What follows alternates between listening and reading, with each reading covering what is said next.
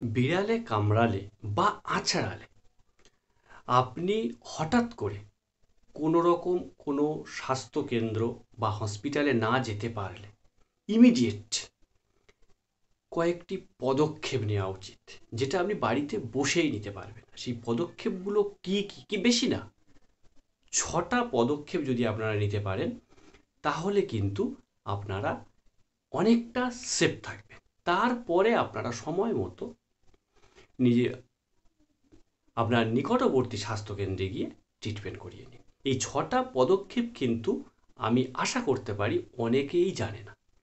আর এই 6টা পদক্ষেপ আজ আমি আপনাদেরকে ডিটেলসে আলোচনা করব বা ডিটেলসে বলবো। আমাদের রোজগারের গুটিসুটি ঘুরে বেড়ানো একটা অদূর প্রাণী হচ্ছে এই বিড়াল। আর এই বিড়ালের ছোট ছোট বাচ্চারা কিন্তু আমাদের বাড়ির আশেপাশে সব সময়ের জন্য ছোটাছুটি করে বেড়ায়। আর এই ছোটাছুটি করার বশে আমরা বড়রা কিংবা আমাদের বাড়ির মধ্যে থাকা ছোট বাচ্চারাও কিন্তু এই বিড়াল ছানার গায়ে হাত দিয়ে থাকি বা কোনোভাবে আদর করে থাকি।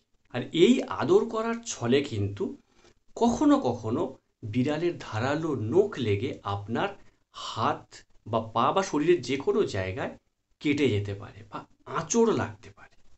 আর এই যে বিড়ালে কামড়ালো বা আঁচড়ালো, এর ফলে কিন্তু অনেকেই খুব ভীত হয়ে থাকে, খুব ভয় পায়। কি করা উচিত, কি হবে কি না হবে, এই নিয়ে অনেক ভয় পেয়ে থাকে। আর এই রকম পরিস্থিতির সম্মুখীন যদি আপনি হন বা আপনার পরিবারের কেউ হয়, তাহলে আপনি এই যে 6টা পদক্ষেপ আমি পরপর বলবো, এই 6টা পদক্ষেপ আগে অবলম্বন করুন। তারপরে আপনি কোনো ডাক্তারবাবুর কাছ থেকে গিয়ে আপনি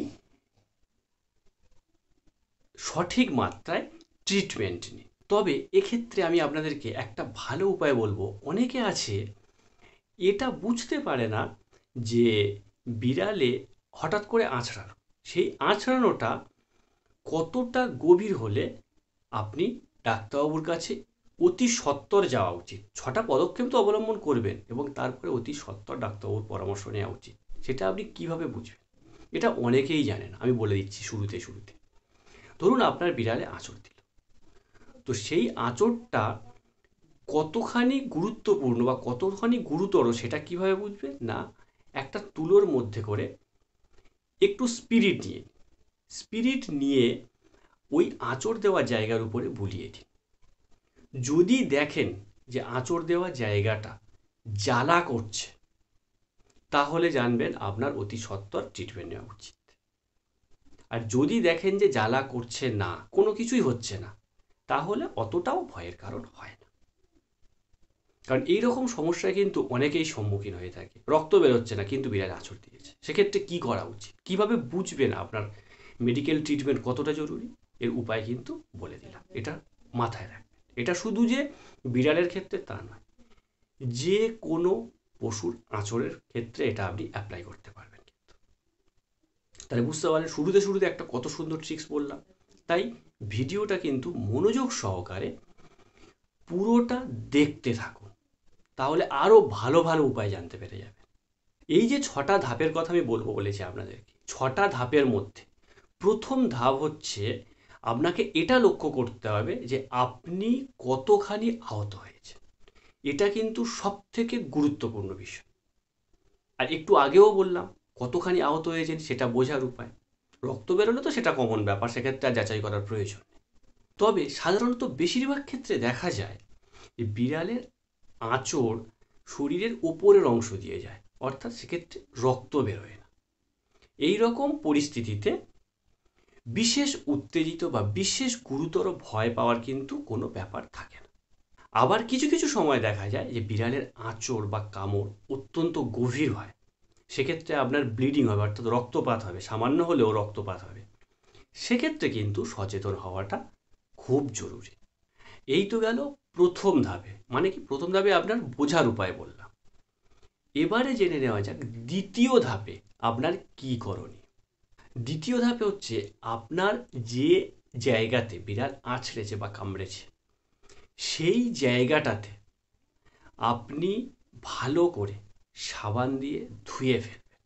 এই বিষয়টাই, সাবান দিয়ে ধুয়ে ফেলার বিষয়টা অনেকেই হেসে উড়িয়ে দেয়। এটা অনেকটা হাস্যকর মনে হয়, কিন্তু এটা হাস্যকর মনে হলেও এটা খুবই গুরুত্বপূর্ণ। এটি বিড়ালে যে আপনাকে আঁচড়ালো বা কামড়ালো, এর জীবাণুকে নষ্ট করার ক্ষেত্রে অ্যান্টিবায়োটিকের থেকে কিন্তু কোনো অংশে কম ভাবতে পারবেন, প্রায় সমতুল্য। তাই এই কাজটা হাস্যকর মনে হলেও এটা দ্বিতীয় ধাপে অবশ্যই করবেন। এই যে বিড়ালে কামড়ালো বা আঁচড়ালো, এর ফলে যে ভাইরাস আপনার শরীরে যায়, এই ভাইরাসের শরীরের একটা ফ্যাট জাতীয় আবরণ দ্বারা আবৃত থাকে। আর এই সাবান দিয়ে ধোয়ার ফলে কি হয়, ওই ফ্যাট জাতীয় পদার্থের সঙ্গে সাবানের যে ক্ষার থাকে সেটা রিয়াকশান করে, যার ফলে আপনার ওই জায়গাটা বেশি ভয়াবহ আকার ধারণ করতে পারে না। আর এই সাবান এমন ভালো জিনিস যা আপনার অনেক অনেক অ্যান্টিবায়োটিক সলিউশন কিন্তু এই কাজটা করতে পারে না, এ এত দ্রুত এই কাজটা করতে পারে। তবে এক্ষেত্রে অনেকে কমেন্ট করতে পারেন যে অ্যান্টিবায়োটিক তাহলেই খারাপ। আমি বলেছি অনেক অনেক অ্যান্টিবায়োটিক সলিউশন আছে যারা এটা করতে পারে না, সবগুলো কিন্তু বলিনি।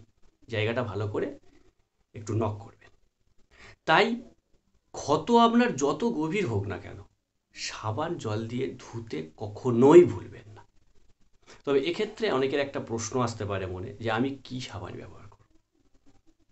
এক্ষেত্রে আমি যেটা প্রেফার করব সেটা হচ্ছে যে সাবানটাতে ক্ষার বেশি থাকে, অর্থাৎ জামা কাপড় কাচা সাবান, মানে যে সাবানটা আমরা জামা কাপড় কাচার সময় ঘষার সময় ইউজ করি, সেই সাবানটাতে ব্যবহার করবেন। তৃতীয় ধাপে যেটা করতে হবে সেটা হচ্ছে অ্যান্টিবায়োটিকের সঠিক ব্যবহার, অর্থাৎ কিভাবে আপনি ব্যবহার করবেন আর কোন অ্যান্টিবায়োটিক ব্যবহার করবেন।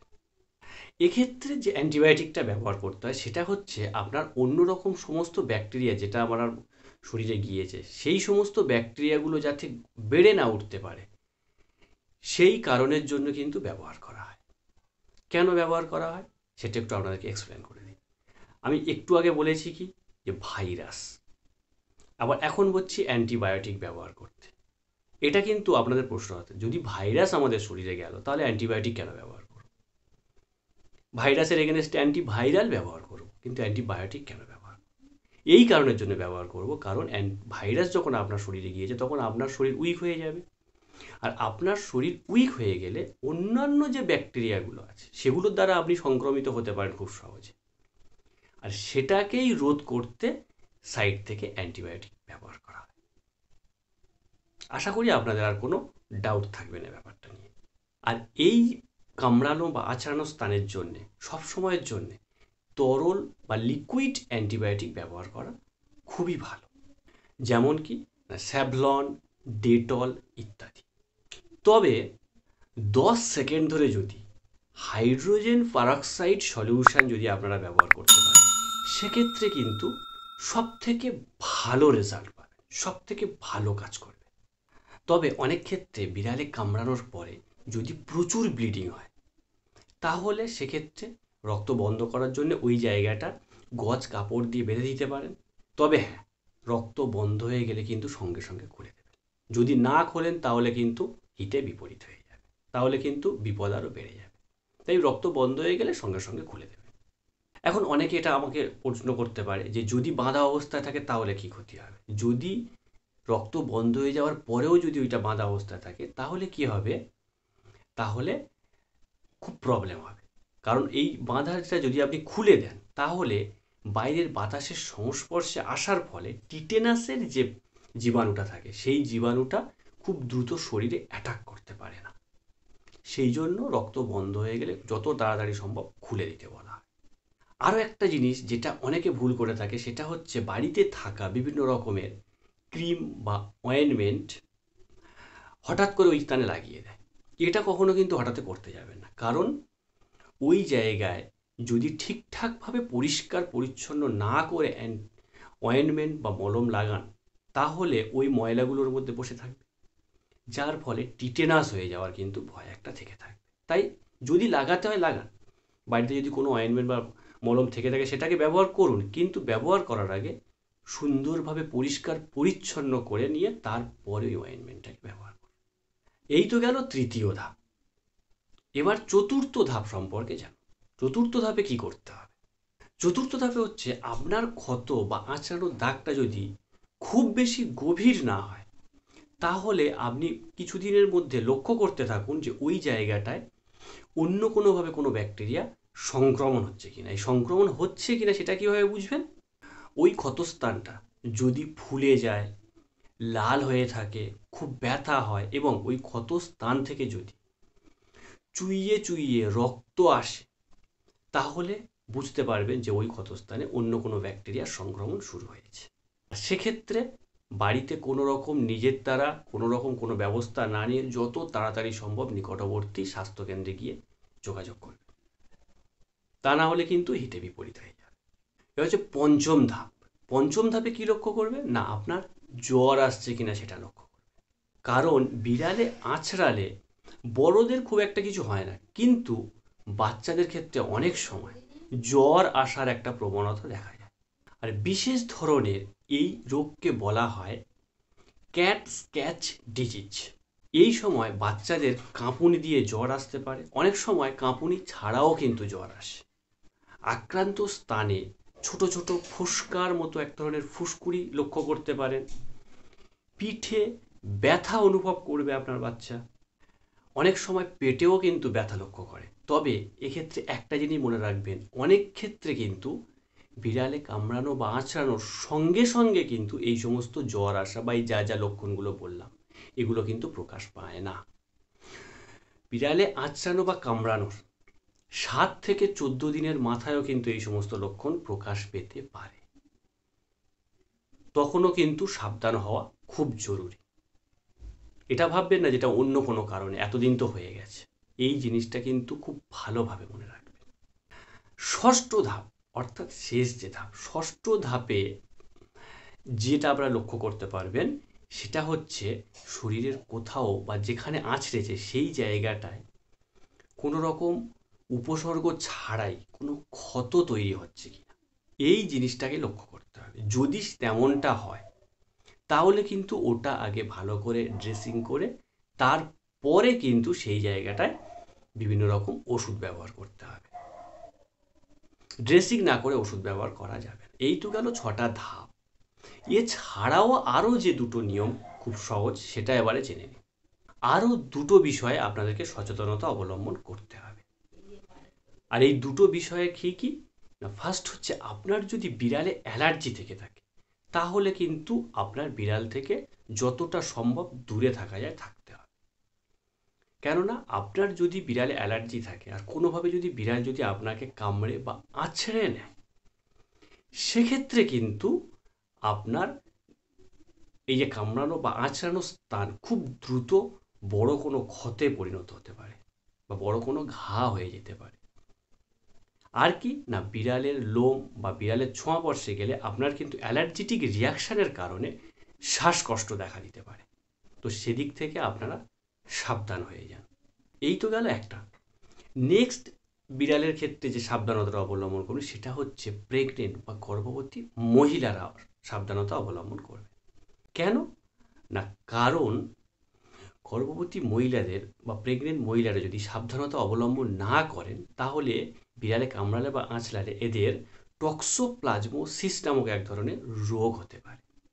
আর এই টক্সোপ্লাজমোসিস নামক রোগে যদি একবার আক্রান্ত হয়ে যায় তাহলে ওই মহিলার ফ্লুয়ের মতো বিভিন্ন সংক্রমণ দেখা দেবে, আর যার ফল হেতু আপনার বাচ্চার মস্তিষ্ক, হৃৎপিণ্ড, চোখ, কান এগুলো গঠনের ক্ষেত্রে বিশেষ ত্রুটি থেকে যাবে, অর্থাৎ আপনার বাচ্চা অ্যাবনর্মাল হয়ে জন্মাবে। তাই এই ব্যাপারে কিন্তু খুব সচেতন থাকা জরুরি। এই কয়েকটা উপায় আপনারা অবলম্বন করার পরে তারপরেও যদি আপনাদের ভয় থেকে থাকে, তারপরেও যদি মনে হয় যে আপনাদের খুব মারাত্মক কিছু সংক্রমণ তৈরি হয়েছে, তাহলে অতি সত্বর আপনাদের নিকটবর্তী স্বাস্থ্যকেন্দ্রে গিয়ে যোগাযোগ করবেন। সেখান থেকে রীতিমতো ভ্যাকসিন নেবেন। তাহলে আপনাদের এই সমস্ত সংক্রমণ থেকে আপনারা খুব দ্রুত বেরিয়ে আসতে পারবেন। তো ওকে বন্ধুরা, আজকের মতো ভিডিওটা এই পর্যন্তই। যদি ভিডিওটা ভালো লেগে থাকে তাহলে অবশ্যই চ্যানেলটাকে সাবস্ক্রাইব করে রাখবেন এবং ভিডিওটিকে অনেক অনেক শেয়ার করবেন। সবাই ভালো থাকবেন, সুস্থ থাকবেন এবং বিড়ালের হাত থেকে নিজেদেরকে সচেতন রাখবেন।